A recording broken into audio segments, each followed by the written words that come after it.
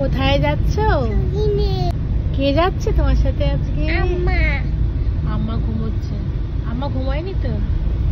চোখ খুলেই আছে।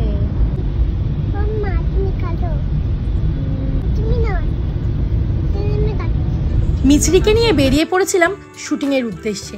সেদিনকে লোকেশন ছিল রাজারহাট নিউ টাউন, তাই সকাল সকাল বেরিয়ে পড়েছিলাম স্টুডিও যাওয়ার জন্য।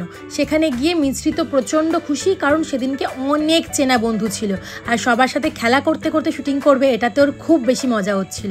তাই প্রথমে যখন গেলাম তখন অন্য দিদিরা মেকআপ করছিল, হেয়ার করছিল।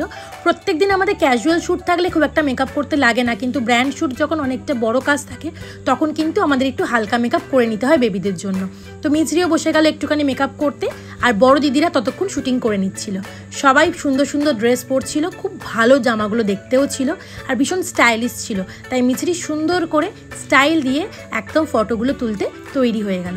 মিছরি কিন্তু এখন খুব ভালো ভালো পোজ দিতে শিখে গেছে, প্রত্যেক দিন যেহেতু এই কাজগুলো করে, আর ওকে সবাই সুপার মডেল বলে এই কারণে। মিছরি দেখছো কি সুন্দর ভিডিও শ্যুটগুলোও করে নিচ্ছে। তাড়াতাড়ি করে ড্রেসগুলো চেঞ্জ করলো, তারপর একটুখানি কাপল শ্যুটও ছিল, আর ভালো করে জ্যাকেটগুলোকে ঘুরিয়ে ঘুরিয়ে ওকে ভিডিও শ্যুট করতে হচ্ছিল। আর এই যে যুবরাজের সাথে হাত ধরে সুন্দর করে কাপল শ্যুটও করে নিল এই ড্রেসগুলোও। তারপর সমস্ত শ্যুট কমপ্লিট করে সবাইকে টাটা বাই বাই দিয়ে বাড়ি চলে এলো।